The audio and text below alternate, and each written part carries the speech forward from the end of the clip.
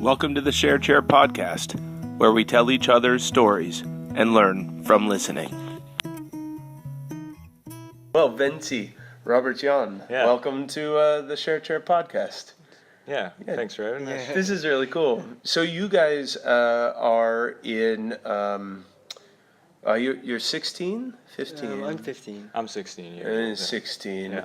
And you're here in the gymnasium, which is a high level of education. It's the highest level of education in the Netherlands. Secondary education. Yeah. Yeah, and so it will push you into university. Yes, most definitely. Yes. Wencie, for you, what is your own interest in school? Like, where do you think your own passion comes that you want to do this high level education? Well, it's a difficult question actually, but I don't know actually. Yeah, I have no idea. Are your own parents? Did they have a high level education and? Well, actually, my mother didn't do secondary education, and my dad did a very low level of education. So I'm really the only one who does. That's fascinating. In the family, who does higher than a HAVO. Okay. Actually. But you can't. So then you must like it though. You must like being. Yeah, it's not that I find school to be difficult or hard, and I'm not like going to school with a bad feeling. I won't say I enjoy it, but it's it's not that bad. Are you passionate about a specific subject? Well, not a specific subject, but I'm really interested in language and culture. Yeah. And sociology. Sociology. Sociology. Yeah, sociology. Yeah. What interests you about that? Well, I think it's I don't know actually, but I find it interesting how people interact and how language involves the way people behave, and how cultures are formed in certain countries. Yeah, really fascinating. Yes. How many languages do you know? Well, obviously Dutch. Yeah. And obviously English. English, and I kind of understand German, but I can't like really speak it, and I also follow French courses, but I'm not really good at French. Yet. Yeah. Yeah. I mean, we have to say, you're young. You have a lot of time to learn. Yeah. Yes, and I can understand a little bit Chinese, but not that much actually. Okay, how would you even come across Chinese? What do you mean? How do you, where did you even study that? Like, I could see here, what languages are compulsory? Well, you learn Dutch, you learn English, of course. Well, you learn Dutch from your childhood, but you learn English here, you learn German in school? Yeah, we do. French in school? Yeah, as well. But also Greek and Latin? Yes. Yeah, that is the part of gymnasium. That is the extra part what sets gymnasium apart from the normal VWO. So it's Greek and Latin that are the old languages, which are the basic structure for the modern language in Europe, like French, English. The Romance language. Yeah, the Roman language. Yeah, the idea is if you know Greek and Latin, then understanding a wider variety of languages becomes easier or more. But do you think that's true? Is that true? That is absolutely true. Okay. But apart from that, like in the medical studies, it's very, it's very important. Yeah, like all the bones and are all from Greek and Latin. Yeah. So does medical studies interest you, Robert Jan? No. Okay. I'm not the medical guy, but I'm. My interests are in physics and in economics. I think I have to do a combo in kind of that direction. So I think that I will go to university and do like a technical bachelor and then economical master. Yeah. So I can kind of like the business, the technical business. That's Yeah. what interests me. Yeah, great. But now, like so both of you're really young, and that seems really ambitious. Yeah. Like, how did you already get that ambition? Like, I guess it's a similar question I had for Wencie. Like, where did that come from? I guess. Yeah, I think just from my interest and what I like to do, and yeah, I know a bit more. I think because of my sisters, I have 3 sisters, so one of them is also in university, and I think it's cool. And like now, I can, I will go to university as well. So your older sisters, they can kind of are guiding you or showing you the way then. Yeah, I think that really helps me with like understanding how the system works here, and like with universities and like other schools. Yeah, of course. Yeah. I'm curious about is like what you think about U.S. students, or like what you've heard, or what you think is true about U.S. students, either from our talk a little bit ago, or just things you know about U.S. culture. Or, yeah. Yeah, I think the sports, like after school, that's a big part of the culture in USA. Yeah. It is. Yeah, I think that's the kind of picture we have here in the Netherlands of U.S. students, and yeah, and as we talked earlier, here in the Netherlands, the sports are not combined with the schools, so it's apart from that. But here in the Netherlands, our Netflix is full of American episodes, and even on television, like the Daily Show, everything like from news, yeah.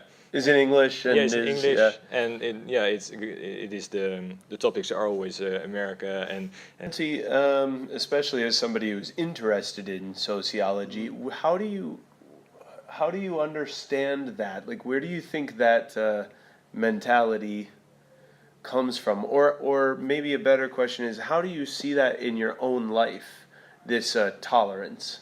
Well, as a person of color, I could really say my skin color had never been a problem for me, and it wasn't really people never had a problem with me being from Filipino descent, and I really like noticed that it wasn't really a problem for me to to just be here. At any age? Yes. Yeah, even so. What's your own story? You were born In the Philippines. in the Philippines. You were born in the Philippines, and so both of your parents are. Oh no, I'm adopted. You're okay. There we go. Okay, yeah. So you're adopted, and at what age were you adopted? 1. From your own experience, well, you're 15 now. Do you have any like longing to understand your own history, or?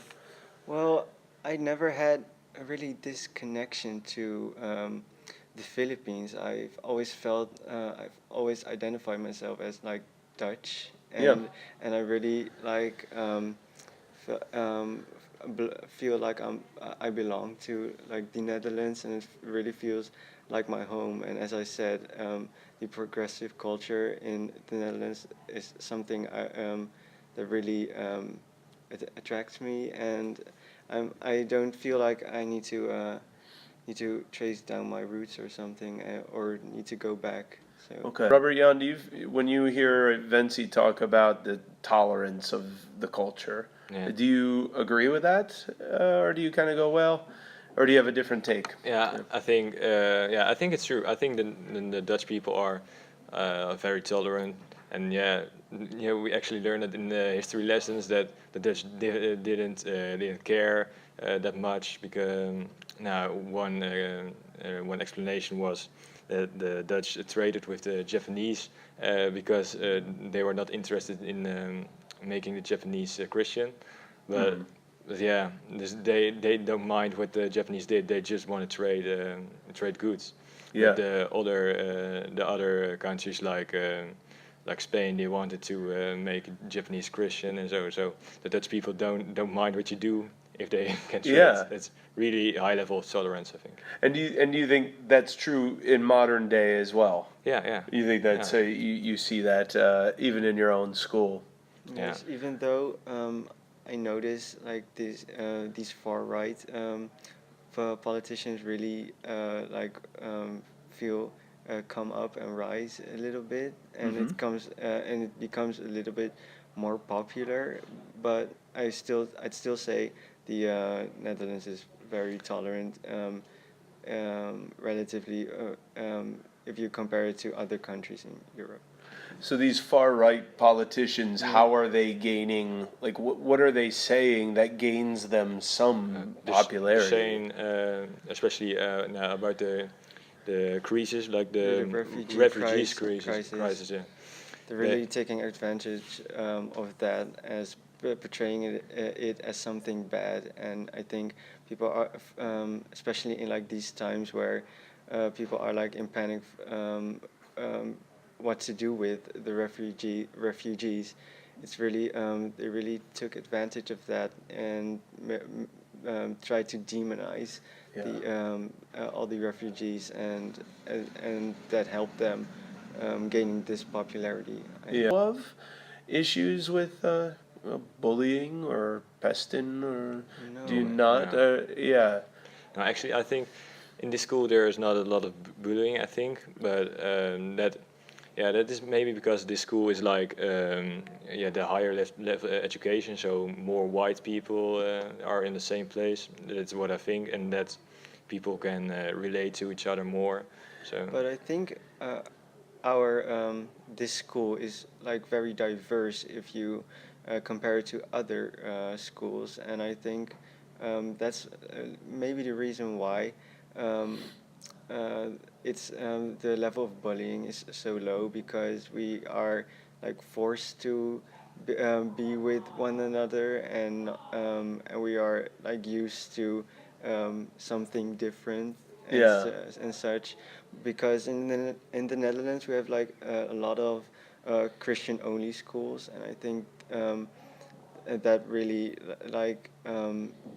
causes a lot of bullying and hate as such. How so? Just that by defining a school in one way, is that what you mean then, that can create hate because you are excluding other people? Is that yes, and actually know a lot of people who are like who go to these like Christian only schools, and you really notice that they are really not used to for example, we have like Muslims at this school, and they are really like because it's different. You feel like they are almost scared or something, and a little bit ignorant towards those people, because mainly because they don't know better. Yeah. I'll end with this. If you could tell the listeners anything, give them a piece of advice or a thought that you would like to, I don't know, encourage them to live by, or that you, whatever. It could be big, it could be small, it could be funny or serious. It doesn't really matter. But if you could give a piece of advice, what would you say? I would say, I think, work hard and live your dreams, something like that. Yeah, I think so. Yeah, it's great. Yeah, and well, from my experience, I would really say you should be yourself, and don't change yourself for others, and originality is something that it's really important to work on, to be yourself and not to copy and paste from others. Yeah, originality is important for sure, but I think you make a good point. Like, you have to actually work on that, because you could see there's a danger in seeing someone's life and saying, oh, that's the best life and I should try to be that. Well, also know your own strengths, and it's really good. Yeah. Robert Jan, Wencie, thanks Yeah. for being on the podcast. Yeah. Thanks for having us. Yes. Appreciate it. Thanks for listening. Stay tuned for next week's episode.